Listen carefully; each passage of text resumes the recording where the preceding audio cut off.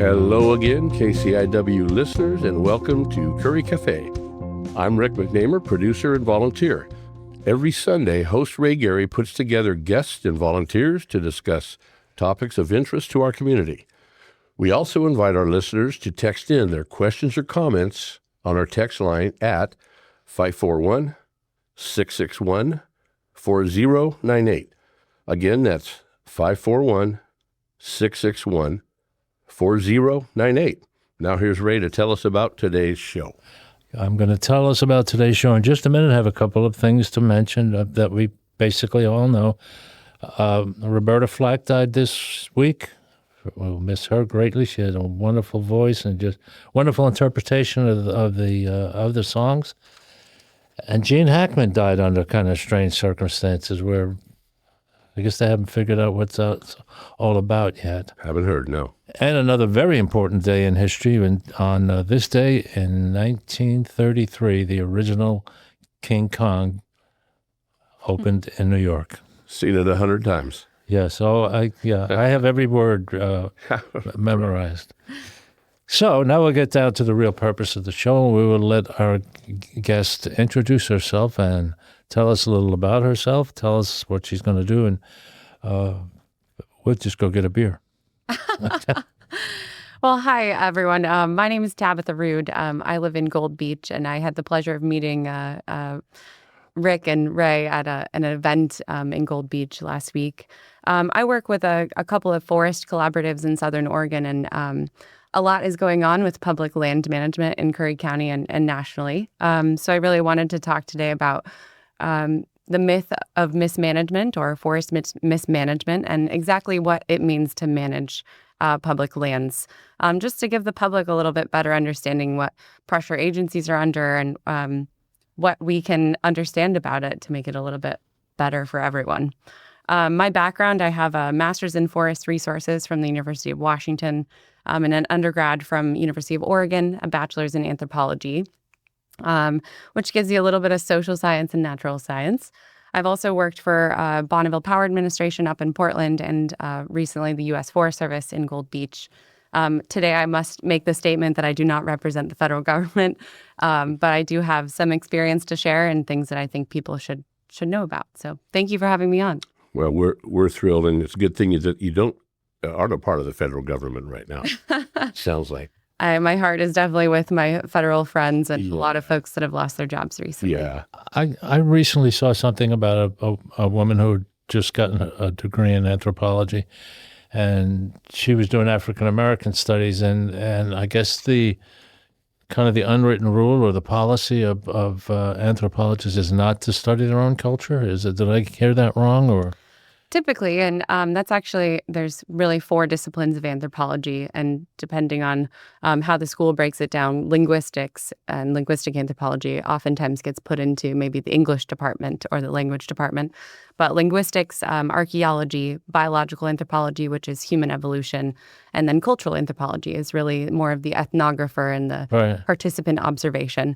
My undergraduate was in cultural and biological anthropology. I really focused more on bones and primate morphology because I found that more fascinating in terms of human behavior and evolution. But typically, yes, anthropology, and that's definitely a facet of public land management, archaeology being a really big need and something that is lacking in the Pacific Northwest in terms of qualified individuals to do that job.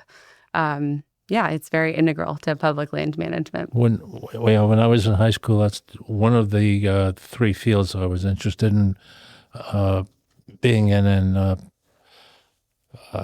or studying, but I was not very good at studying, so the idea of getting a doctorate in something was beyond me. I also didn't want to get a PhD just because I think, there's a lot of maybe pretentiousness that comes with too much education. And a lot of why I've jumped around in my career is to have a diversity of experience, education and experience to back that up. It seems like whenever I meet a PhD, it doesn't take very long into the conversation for them to bring up their postdoc or their something. In other words, I have a doctorate now. I brag about my I school. would too. Yeah. So, I absolutely mean no offense to PhDs, though. I think there's a lot of importance to that, that discipline. And right. And back to where we met, Tabatha, that was was it the spring celebration? The Okay. spring celebration, Northwest American Indian Coalition. Yeah, had a lot to do with a lot of the tribal, tribal people, if you will. And you work with them a lot. Is that correct? Yes. I am a consultant for Northwest American Indian Coalition. Okay. I kind of serve as their land program manager at this point, and help them out as much as I can. Katrina started that organization in 2020, so they're pretty new. But they have a master stewardship agreement with the Forest Service, the Rogue River Siskiyou National Forest, working on the Quail Prairie Lookout project, which, if folks don't know, they were successful at putting an alert fire camera up there to monitor any smoke coming out of the Kalmiopsis wilderness, which is where most of our wildfires start, down here on the Rogue Siskiyou. Please watch the fires, get them out. Yeah, so that camera actually connected all of Southern Oregon for alert fire, and they worked with the University of Oregon on that. The long-term goal is to restore that lookout to a functioning fire lookout.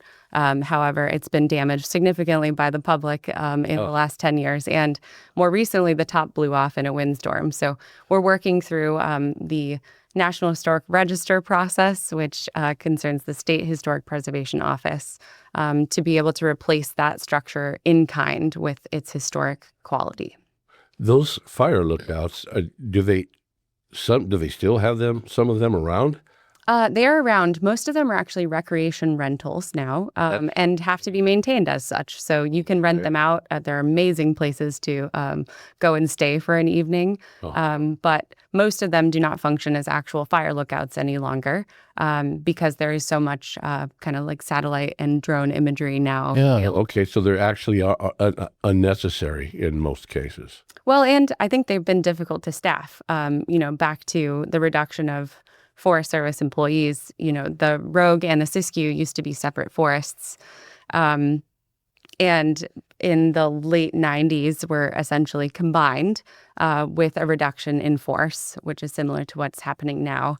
And a lot of those, there was less of a desire for people to live out in the woods, kind of in a remote location with no amenities. And so there was no desire and therefore no staff. And they've really suffered. So how high up are these towers?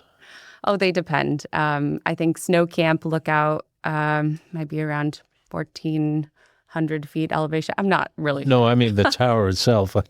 Oh, the towers themselves. They're usually up on 30 feet at least Okay. above the ground and at a viewpoint where you can see all the way to the ocean, at least from most of the ridge lines here. Yeah, interesting that, I thought that they were still manned, but you're right. It's with the drones and high tech, I guess you just don't need them. Yeah, I was surprised they were even mentioned. I didn't think there'd be anything like that. I had a high school buddy of mine, very educated. He was up in Alaska as a salmon watcher on but similar, they would drop him off somewhere for however many months he could Does that count the salmon as a do that. And but he was kind of a loner and liked that stuff. Yeah. You have to be a little different to do a job like that. You do. I think that the people that want to work out in the woods, there's a lot of interest among youth in like environmental services and environmental management. Unfortunately, a lot of us in that career and that profession end up behind a computer because there's so much reporting and kind of that bureaucracy behind natural resource management. We had people that counted sheep too on the mountain, but they kept falling asleep. So. Now we need one of those. What are they counting sheep and drone fall thing to them or something? I get it. I get it. That's good that you mentioned that youth more interested in that because we need to depend on the youth these days more and more, in my opinion. And would you say you mentioned bureaucracy?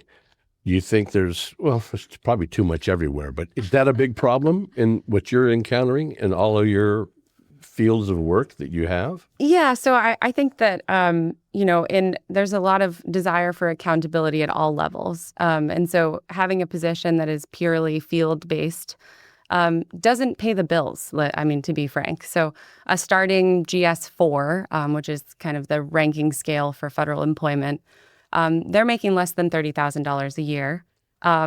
to be living in a lot of these communities, as you know, that have a high cost of living, lack of housing, et cetera, et cetera. You're just not simply able to afford that lifestyle to be able to work out in the woods. And so I think valuing the youth more and that field of work would significantly help route younger people into those careers. And more importantly, I think make people happier in what they're doing. There's definitely a certain amount of satisfaction at going out and collecting even, the number of fish in a river and seeing the change over time and over seasons, changes in habitat and species composition. It's a really beautiful line of work, but it doesn't pay. So in order to move up in those fields, you become a manager, say a crew manager, and then you are responsible for insurance for those individuals and reporting on all of your field data. There's definitely quite a bit of bureaucracy, you might say, in it, but it starts with really undervaluing the people that are collecting this really important information for us on public land. We value them less than a fast food industry worker at this point. Right. Now, in my mind, those jobs are a lot more important than the fast food worker. And then I think about also the firefighters. Mm-hmm. We've had issues with, I know in California they have. Now, I don't know what the situation is right now. And then I know they use incarcerated people too. And good for that. Good for them. Yeah. It's a big help, I think, to have people coming from all over. But again, firefighters, even some of the bosses are only like a GS 8 or 9 at most, whereas managers are more around the GS 11 to 13 level. Speaking from one who has done a little firefighting in the woods, it is wicked hard work. Extraordinarily hard. I got a little taste in the military doing that, and I was in my early 20s and vigorous, and it was taxing. I was with a small group, and we were out there with the picks and shovels and stuff, and a helicopter that was going to drop water flew over, and they were, I don't remember the callers on the radio or waving us off, and I said, no, we want the water, drop the water on us, we could do that. Yeah. Yeah, it's it's extremely dangerous work. There's all kinds of different approaches to firefighting, but certainly the crews that are on direct attack and are out there, cutting fire line with a hand tool out in the woods, especially on the Rogue Siskiyou, we have one of the most difficult terrain in the Pacific Northwest for sure. And I think it was the Anvil fire, 2 years ago up near Port Orford. The difficulty rating was the number one difficult fire for all the conditions that you were dealing with as a firefighter. In the country. And the resources are limited, especially where we live, because we have way more trees than people. So when you look at investment of those resources, we are not going to compete with, say, California in most cases with resources. And so a lot of the way that fire has at least adapted in terms of forests or federal land, they've relied a lot on contract resources. And it is, I feel like, a pertinent discussion to have because you have, government workers that are there year round. Actually, a lot of firefighters are still seasonal, which is why we have not a lot of resources in the off season to do fuels reduction work and kind of the offensive side of fighting fire and prepping the land for low intensity burns in the summertime. But they've used a lot of these contract resources, which is where the federal government through SAM.gov or federal contracting and procurement systems will pay, in some cases, astronomical prices to private contractors to be there on fire assignments. A lot of folks that maybe have been around these huge fires have seen the impact of fire camps. It's a lot of setup. It's a lot of logistics to feed and move thousands of people around an incident. I think that's a lot of the investment that we've made as a country has been into fire suppression and not necessarily how to reduce our risk long term, leading to more of the ecological maintenance that's necessary to reduce the impacts of fire when they do come through. Boy, and how controversial can that get? We hear we talked about this, the different sides, and both sides have their issues. Is that correct?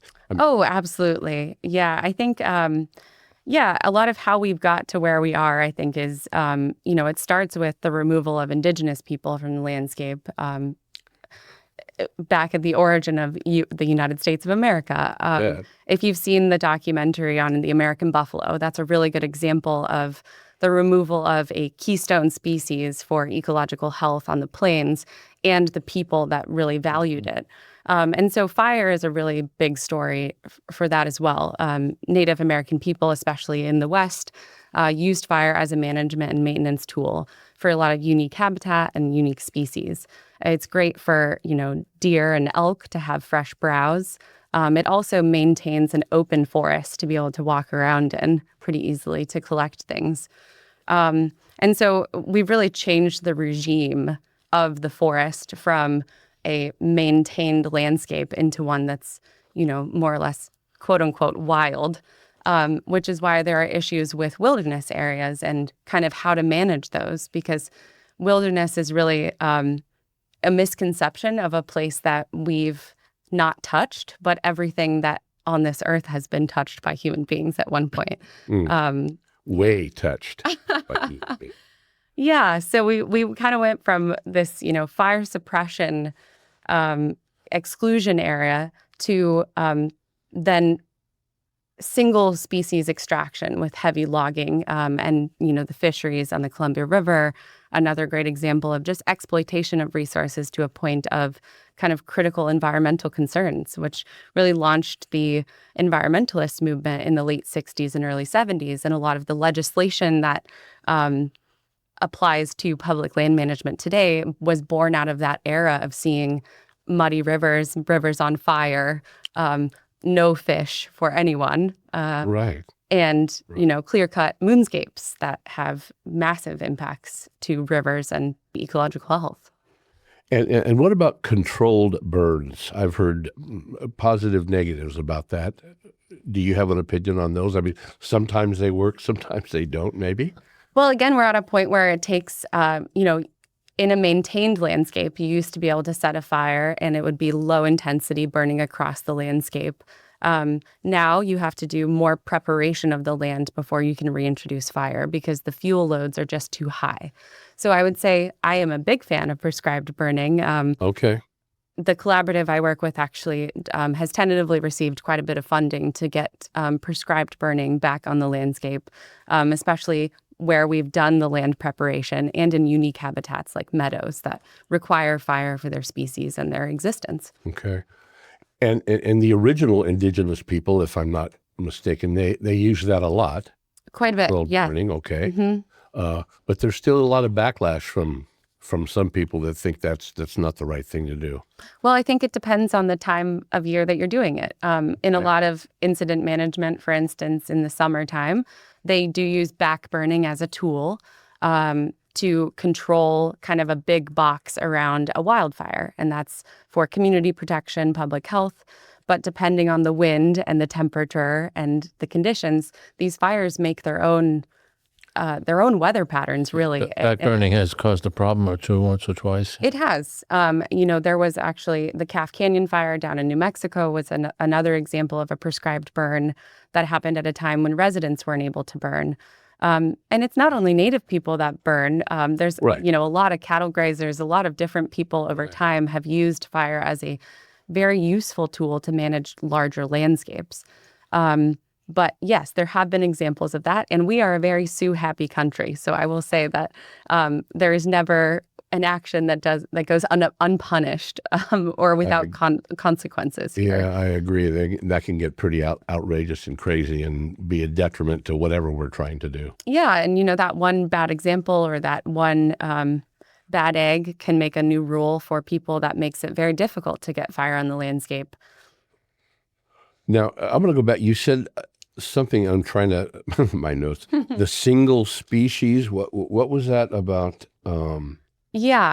Single species extraction. Okay. Can you elaborate on that just a little bit? I'm a little unclear on that. Yeah, so I'm referring mostly to Doug fir, and logging. Okay, a tree, not animals. That had No. sticky animals or I something. could talk about that in Alaska, but that's not what we're here for. Okay. Yeah, I'll usually say we went from a single species extraction, as in heavy clear-cut logging, to now it's more well, I'd say now we're in a different time, but maybe in the 90s and early 2000s, we were really looking at single species protection, which is, again, not a very holistic picture of what's going on in a forest. And I bring that up because in 1970, the National Environmental Policy Act was passed, which it's not the National Environmental Protection Act. It is a policy act. And this is it's one of my favorite laws because it's like 3 or 4 pages, which is rare to see these days. Right. Usually it's a big tome of, And it's really intended to have transparency with the public in federal management actions. And so every federal dollar that is spent, believe it or not, has some form of NEPA involved. They have to go through a checklist ensuring that their actions are complying with all applicable environmental laws. So when you think about environmental laws, the oldest one I can think of is 1872, the mining law, which we still use and has not been changed. I saw that. And if you would elaborate on that one, 1872 was roughly the first environmental law? Well, I think it's the oldest one I can think of that is still regularly used. About mining, and what did they have to say about mining? I can't quote it verbatim, but it is basically, if you can prove the economic viability of a mine, then you can apply for one on public lands. Okay. It gives public land managers and an agency 15 days to respond to an applicant, which when you think about turnaround times for the government, 15 days is very quick. Yeah. And all of the environmental laws that have gone into place since 1872, I mean, you could have a book 2 feet tall on things that have been passed that would apply to environmental regulations since 1872. Okay. And so there are quite a bit of these environmental laws that conflict with each other over the last 200 years. And that's one of the challenges in doing something, doing the NEPA compliance on a project. NEPA is the bow, essentially, that says, yes, we've checked with all other applicable environmental laws. We've reached out to the public, what's called scoping. We've reached out to all relevant stakeholders and told them what we intend to do. We've received comments in some cases, depending on the level of analysis. And we've addressed those comments either by saying, we hear you, or we are adjusting our proposal based on your comments.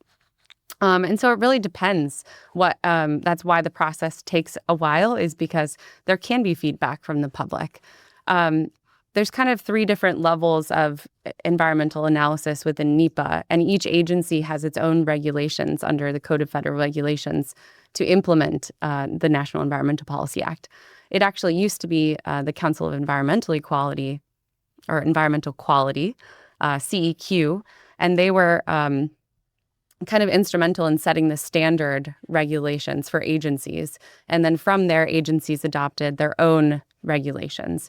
And so, the Department of Energy has very different mission and purpose and projects than the U.S. Forest Service does, or USDA at large. Right. So in the development of their agency-specific regulations, they have categorical exclusions, which essentially say that there are no environmental impacts or not significant environmental impacts to need formal scoping in this case, or a formal comment period for the public. The assumption is that those actions have very little environmental impact, and they vary by agency. Then the next level of your analysis is your environmental assessment, which is usually 1 or 2 alternatives and is less intense than what's called an environmental impact statement. And each of those have kind of a decision that is made after a formal public comment period and incorporation of those comments into the project. Before we move on, I forgot to mention earlier in the show that if you want to participate, ask a question, you can reach us by sending us a text. And we have operators standing by waiting to hear your text, and we'll do whatever is needed in that text. And the number is 541-661-4639. 4098. 541-661-4098. And also, you're listening to the Curry Café on KCIWLP in beautiful Brookings, Oregon. And a very good Curry Café today, may I add. Yes, it is, yes. So Tabatha, a lot of that stuff, we kind of delves back into bureaucrocy a little bit. Oh, right? absolutely, yes. I know that ticks a lot of people off.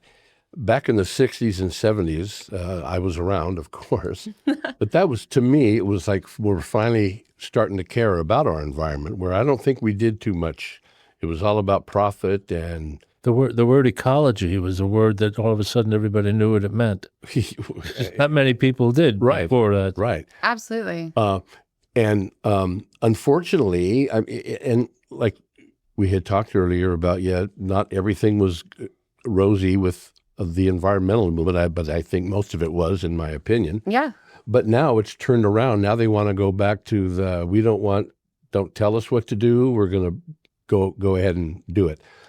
And back to the mining, I'm thinking about placer mining, where I come from in the the gold rush area, or the gold area. The gold rush era. Thank you. Yeah. The foothills of California, that was big.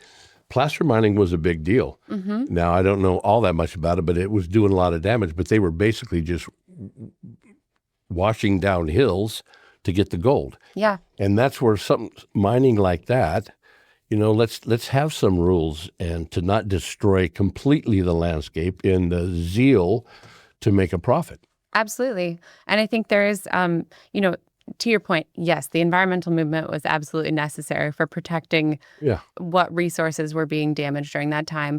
That led to the Clean Water Act, the Clean Air Act. There should be limitations if you're mining on how much arsenic you can let run into the river afterwards, especially if it's leading to a drinking water source for people. I think that's something everyone can get behind.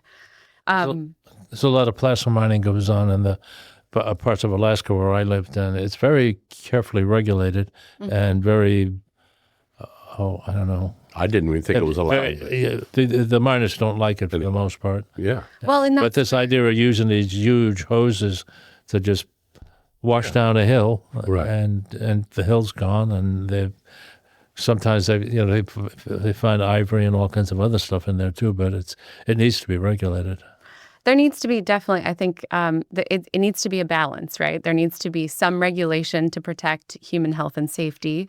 There also needs to be a voice for creatures and plants who can't speak for themselves, that are ecosystem services that we don't value as an economic product. And there are tons of papers on ecosystem services. If you'd like to read, or if any of your listeners are interested in that, you can value the experience of being outside. And when you look at the mental health crisis or the public health crises, a lot of them stem from, the over-processing of our food, the lack of outside time that people get. There's a lot of benefit that it's not attached to a dollar that you get from being out in the woods. And that's what a radical thought. Something that's not attached to a dollar. I have to write that down. However, in the case of industry, and this applies to mining and timber companies, there is a point at which you get too wrapped up in the amount of mitigation measures, is what they end up being called, or project design criteria. It depends on the agency. But when you go through this NEPA process, you're hearing comments, you're getting breeding seasons for specific species, and rainy seasons that are going to lead to potentially mudslides or landslides, or just over sedimentation of rivers. And you get to a point where, say, you've got a year that you could go and log in the forest, and all of a sudden that is cut down to 2 months that you can go each year and log in the forest. And then as a company trying to make a profit, you are losing your ability to make a profit in a reasonable amount of time on public land, which is why, at least locally, there have been timber sales that go without bid, because as a logging company, why would you go where you can only log 2 months out of the year and have a bunch of reporting to do associated with that, versus a private land inholding where it's much more lax. And I'm not saying that there aren't laws related to logging on private and state land, but they are less so than the federal government. Yeah. And so it does create a challenge where there needs to be a balance, because I think that, in the case of too much regulation, then you have kind of this radical solution is we will just not follow any regulation. And that's not really what you want. You want people to have some concern also for the resources that are valuable to the community around that project. It kind of reminds me, I'm going to go way out here, but in San Francisco, I've been reading a lot about their imposing so many restrictions on building or people that want to build another house or even buy a house, where it's causing them not to be able to do it. Mm-hmm. Or a business that wants to refurbish their place. They know they can, or they think they can do it in about a month and then start operating again. But the bureaucracy, I'll throw that out there again, comes in too hard and heavy, and they just don't make any progress. And the business owners just leave. Now, That's a little bit of a radical, not idea, but example. Big part of the reason we don't have affordable housing here. Well, you could go into You that. have to Go into that too. You have to be building that. something that's going to get you some money back. But you're seeing that, people in California are fleeing to Texas or Idaho or other states that have less regulation, and ultimately California is losing, that part of the economy that they would otherwise retain. Yeah.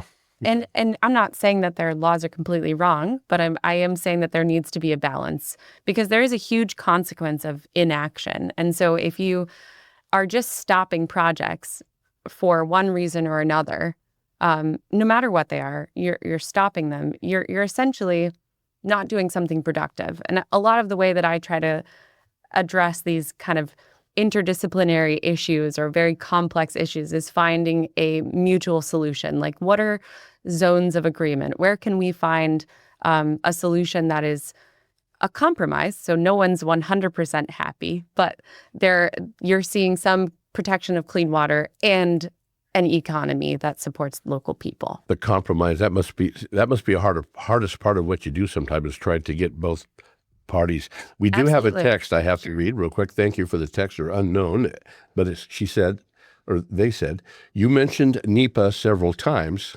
Could you explain what NEPA means? Yes. Thanks. So thank you for the I'll explain that again. It's the National Environmental Policy Act. It was passed in 1970.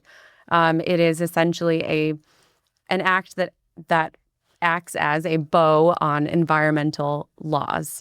So in that law, it requires federal agencies to look at their environmental impact of an action. It requires them to scope, what's called scoping, with the public and other stakeholders. So they scope with tribes, they scope with state agencies, they scope with counties, and they scope with the public, depending on the level of analysis that I did go through earlier. Right. Okay. Thank you for the text. And back, a lot of back twos here, but on your forests and funding a diverse mix of plantations and some old growth. Now, that's kind of what we're talking about, trying to get people together, right? Yeah. We can have maybe both. Mm-hmm. So can some, I have my own question, can some clear cutting actually be okay? Or is that practice just too bad? I would say that there's variable density thinning is kind of the sweet spot. Okay. You want to leave islands of trees and islands of habitat within an area. I think there's it really depends on where you are doing the project. I would say in old growth, for instance, that's not an area. The ecology and the science that has come out of the services of old growth patches and how few we have left. That is not a place that I would advocate for clear cutting or even very much thinning. However, fire used to be a part of this landscape. And if you think about old growth patches and their vulnerability to fire, that leaves them very vulnerable. Should they catch fire, it could be catastrophic. Yeah. So again, the lack of action also has consequences. I think that, again, wilderness areas in this place a good example is the Calf Canyon in New Mexico. The Pecos Wilderness was right there. And according to Forest Service regulations, there are no mechanical equipment allowed in wilderness areas, which means no bulldozers, no chainsaws, no mechanical equipment. So the fire happened to jump into the Pecos Wilderness while we are already trying to clean up a lot of the damage from fire suppression on a different part of the ranger district. We're just watching the Pecos Wilderness blow up, literally explode. Yeah. And that is not a healthy outcome for that wilderness area. Exactly. I'm surprised. You mean they would not even allow bulldozers in there to clear a fire break? No. No. Unless there are exceptions that happen during emergencies. For instance, here with the Chetco Bar and with the flat fire, there have been exceptions passed by the regional forester to have bulldozers in the Kalmiopsis wilderness. Okay.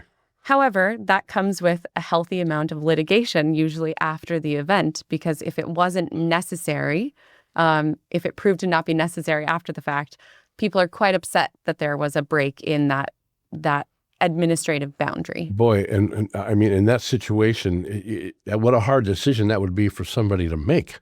Yeah. You want to save it, a bulldozer would help, or they feel, and then later on the lawyers get involved. Oh, that really wasn't quite I don't know. That sounds crazy. That would make it would be kind of exception, like emergency vehicles can speed down the highway. Yes. It's the same type of exception. Emergency vehicles or mechanical vehicles should. But things get pretty crazy during emergencies. I will just say, a lot of things go out the window during emergencies, which is why there's been a lot lately happening with actions that happen during emergencies, because you have resources on a forest that may not have a lot of resources in general. You have basically boots on the ground able to do work that otherwise would not be accomplished either because of a process issue or a staffing issue or a funding issue. And so emergencies are a really hot thing lately that if everything's an emergency, nothing is an emergency. And it really is poor planning, which has gotten us here. And a lot of that is related to so many processes that have to be gone through before a project can really be implemented. Wow, man. What a can be a mess. We have another text. I want to make sure, because I've been failing on the text line occasionally. So this texter says, is the Rogue Siskiyou National Forest collaborating with any tribes on forest management? Absolutely. Yes. Great. Thank you. So the forest supervisor, I want to say 3 years ago now, was Merv George. He's a Hoopa tribal member. The Rogue Siskiyou had pretty terrible relationships with tribal people. And most forests have a terrible relationship with tribal people because of the history of how they were established. Can't blame them at all. And really just removing Indigenous people from their homelands is, not something that is easily gotten over. And then also, the treaties that were established that have been routinely broken over time really has led to a lack of trust. And I think that is on all sides. Right from the very first treaties. However, the Rogue Siskiyou 2 years ago signed a co-management agreement with the Cow Creek Band up on the north end. Like I mentioned, the Northwest American Indian Coalition here in Curry County has an agreement with the Forest Service for Quail Prairie. The Coquel tribe, also on the Powers Ranger District. There's quite a bit of collaboration happening. And I do think, with the new executive orders that are coming out, with this kind of push to see more active management on public lands as of late, tribes will be even bigger collaborators and should be bigger collaborators moving forward. Should be the main collaborator. Yes. And there's some really powerful agreement mechanisms that exist for tribes to be able to manage forest lands and be actually co-stewards and co-managers. One of those being the Tribal Forest Protection Act and 638 agreements. However, I will say the caveat is you have to have enough staff within the Forest Service and within these agencies to broker these agreements. And so without internal staff to the Forest Service, that's not something that you can contract out. That's not something you can privatize. Those are inherently government functions that cannot be delegated. And that kind of stuff is in danger right now, it seems to me. Yes. That's, not going in a good direction. Yes. The Forest Service, so the Rogue Siskiyou is 1.8 million acres. That's a huge landscape. They had 160 employees at the beginning of this year. And I can confirm at least 40 have been lost in the last several weeks, if not closer to 50, with the incentives and buyouts and yes. So you're leaving 1.8 million acres from the border of California all the way to Crater Lake to about 100 or less staff. And you've got recreational assets from the 30s, mostly built by the CCC, that have not been maintained. So, and we've got a really, as I mentioned, Sioux-happy country, and the liability and risk falls to the Forest Service on not maintaining that property, not maintaining those structures. And if someone is to get hurt out in the forest, the liability and risk falls on the Forest Service. So they're more likely to close things because they don't have the staff to maintain them rather than keep them open and risk someone in the public getting hurt. Yeah, and how sad is that? The public or the lands that are, we consider sacred, beautiful, are going to be less available, could be less available for people to go out and enjoy. Absolutely, yeah. The lands that we consider our backyards right now, if you live near the forest, you could just go away. Your house could go away. Right. Yeah. Right. I will say there are some positive things I can say. Some positives. Yeah, cheer us up a little bit here, huh? Well, first, I want to say if you haven't lived in this area for a long time and weren't around in the 80s in Oregon or Northern California or Washington, Oregon Public Broadcasting has a fantastic podcast called The Timber Wars, and it's very, very pertinent to this area. I think they do a good job of explaining the real catastrophe that happened to a lot of small communities when mills and logging was shut down at such an extreme rate. And also the passion behind the environmental movement and the real necessity to protect resources that were really being utilized unsustainably. So I just want to plug that.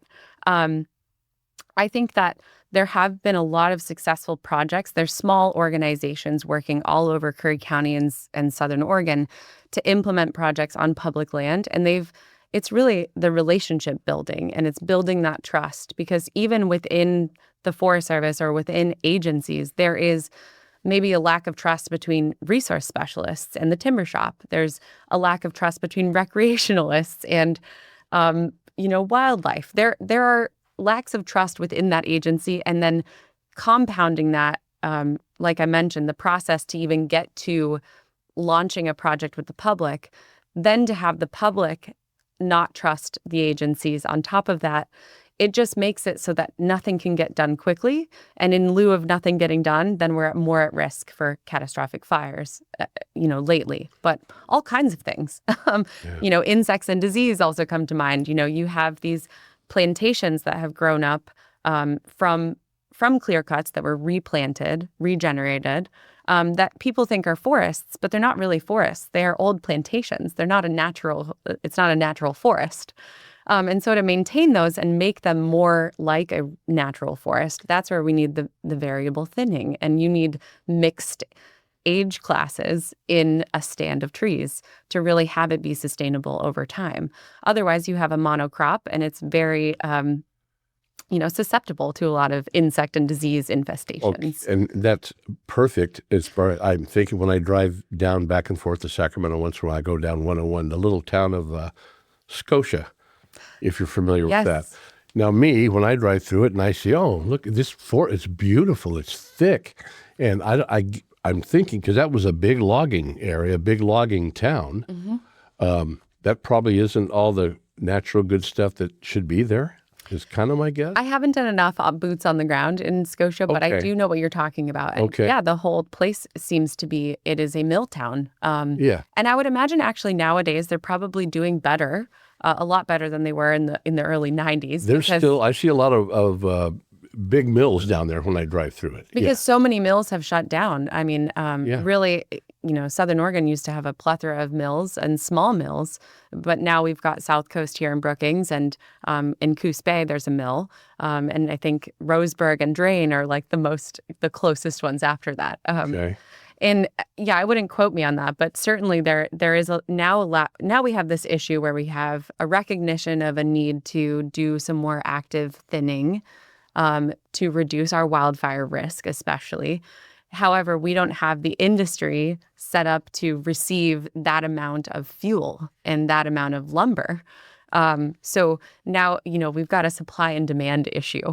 Yeah. A lot of it also, because we don't want to go logging the last of the old growth, we need a market for small woody material. A lot of this fuel reduction work isn't producing, 36-inch diameter trees.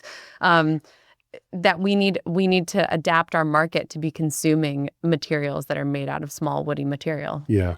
I'm sorry, real quick, we have another text. Can't forget my text because I do that. And I think this is from our friend Linda. What's the best way to listen to OPB's The Timber Wars? You can go right on their website, Oregon Public Broadcasting. I think you can listen to it online live. I listen to it on Spotify and download it there. But I imagine you can also get it on Apple Podcasts. But I would go straight to the source, opb.org. There you go. Thank you for that. And so I just want to say one of the solutions that we are trying to play with is a lot of people have been looking at this issue of wildfire and risk reduction and ecology and planning for these kind of larger events for many, many years at this point. It is not a new issue. It has just gotten worse with a lot of climate change and increasing natural disasters everywhere, quite frankly. So one of the things we're working on as a collaborative are what's called potential operational delineation lines, PODs for short. And these are strategic fuel breaks that are going to be, hopefully going to be implemented on private and federal lands so that when these occurrences happen, we can essentially have blocks of property that can receive cross-boundary treatments around them to maintain fuel breaks, and within them, maybe putting fire back on the landscape, but also strategic thinning over time. Okay. And I think that's a really good way to have it on a rotational maintenance basis, because that's another misconception is that you can do one project or implement one treatment, and in 5 years, it doesn't need to be touched. But the reality is these landscapes need to be maintained to not end up in the same situation 10 years from now. And where we live, things grow really fast. So without workforce that are out in the woods and wanting to be outside and getting paid well enough to hike around the Siskiyous, we are in a really difficult position because drones and robots and AI are not going to go out there and maintain trails. Yes, trail and fire breaks. Fire breaks. Now, and again, when you talk about fire breaks, are we talking pretty much I go back to the bulldozers, making a large fire break in case a fire happens, that type of thing? Essentially, they take a lot of forms. A shaded fuel break is a little bit less wide than a dozer line, a single blade dozer line. However, like a trail is a pretty natural corridor where you can thin on both sides of it to maintain that trail. And it also serves as access and egress for firefighters. Yeah. So you're also increasing your safety of emergency responders, either for, search and rescue or a fire event. There's also roads act as pretty natural fire breaks. Yeah. We have a lot of roads that, again, the Rogue Siskiyou has 2 engineers for the whole 1.8 million acres. And in reality, most of the timber companies end up paying for road upgrades and road improvements as part of the mitigation measures for their timber contracts. So without the industry to help the Forest Service pay for the infrastructure, those also suffer. So we really, again, need more investment into public resources and public lands rather than a lack of investment and defunding them entirely. Oh, yeah. No kidding. Talking about cutting off your nose to spite your face or whatever you want to say. But we have a really good amount of roads, trails. I mean, there are a lot of lines are already in place that we just need to maintain. Okay. Now, you you touched on sometimes what I call the third rail. You said climate change. Oh, So I'm going to go there. okay. Because I believe that that's a big part of what's going on, of the destruction on our some of our wildlands. But that can be a pejorative to a lot of people. They don't want to hear it. Global warming or climate change. Sure. But It's an invention of the Chinese to destroy our economy.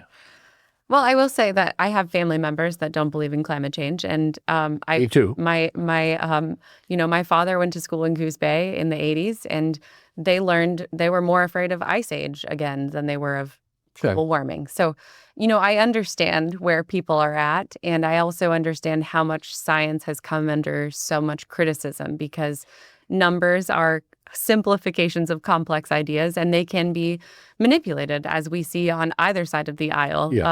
Statistics and inferences, that is something that you can lead yourself through bias to a certain conclusion. Okay. That being said, I think there's way more evidence than you can deny these days about the amount of carbon that we have put in the atmosphere in the last 300 years of human existence, and just the way there's more plastic in the ocean than there are fish in a lot of places. And that really, I think, to me, whether you believe in global warming or climate change, we have made an impact, and most people can see that. And the reality is we're dealing with climate catastrophes right now that we have not seen for 200, 300 years. And that is cause for change, or at least some self-reflection. That's my personal view. Well, it's certainly aligns with mine too. But yeah, and that plastic problem is we've done a couple shows on that, and that's really outrageous, and it's not getting any better that I can see as far as that goes. And another forest that I've worked around and been to a lot of times in the Truckee, California area, because the railroad runs up that way, is they had a horrible beetle, some kind of a beetle infestation. And I know driving, like when you go by Donner Lake and there's a nice little park, Donner Park there, that whole place was, I think at one time it was over 3/4 or a half to 3/4 of the trees where you could just see dead trees. Yeah. We had that in Alaska too, and I can't remember the name of the bug either. Yeah. There's a bunch of them. bunch of bugs. Yeah. But it just all comes into it. It's mismanagement, I suppose. Yeah, or lack thereof. Or right? lack thereof. I think that's the big one, is inaction, right? There's a lot of quotes about that where if you're silent during periods of atrocity, you're also complicit with that action, right? Yes. And I think the same is true of inaction. Not doing anything is certainly not. It is doing something. You're choosing an alternative at that point. Right. And the fire, the redwoods. I think you heard me. Oh, okay. We have a text from somebody's dad we'll read later, man. Oh, okay. But thank you.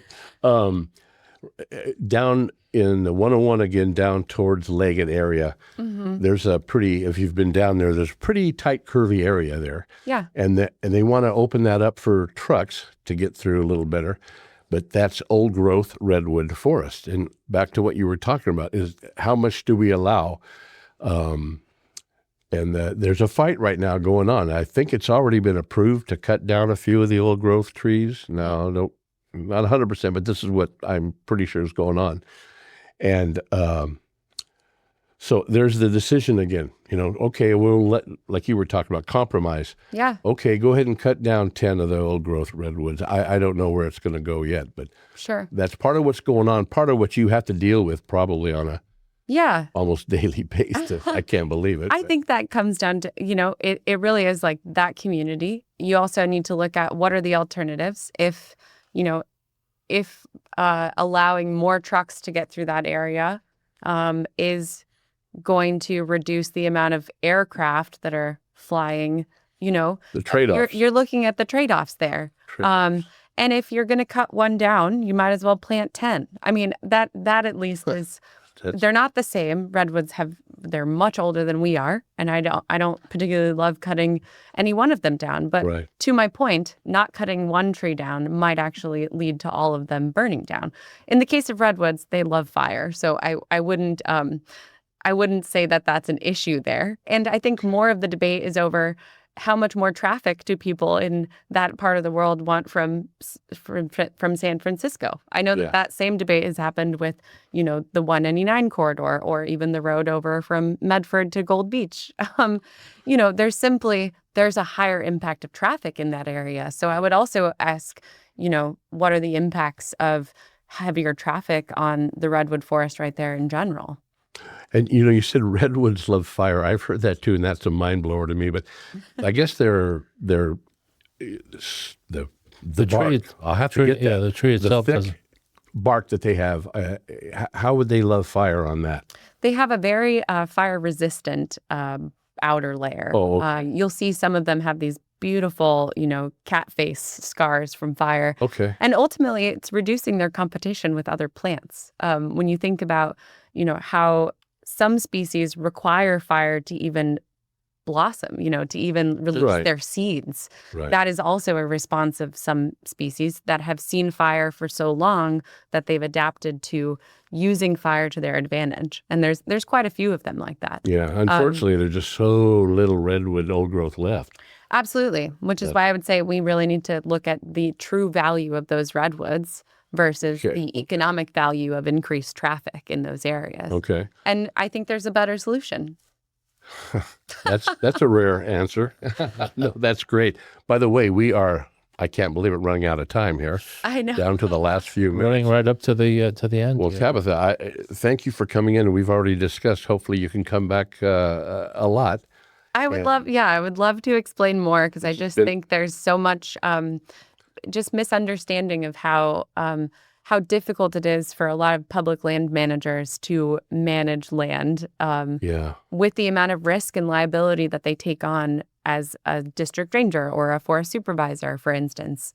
And I just think we really need to listen to each other a little bit more because now being outside the federal government, it is very challenging and very frustrating to try to do something that is publicly beneficial in a lot of ways for a light economic trade or environmental trade-off, and see the frustration and the amount of funding and just kind of like individual authority that people take in their positions.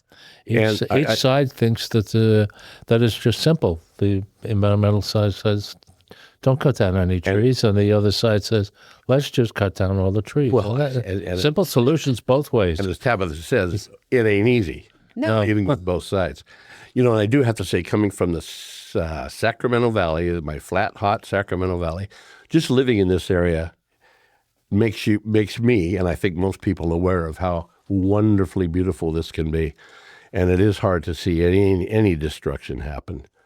Yeah, I think we also have to look at it as we have the privilege here of having environmental legislation that mitigates a lot of the impacts.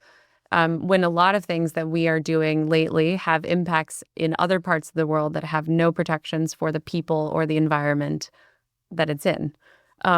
So especially, we kind of talked about green solutions, and maybe this is our next one. But, the impacts of these green solutions are a lot heavier in other places and really significantly affecting people that have no voice with their federal government or ours.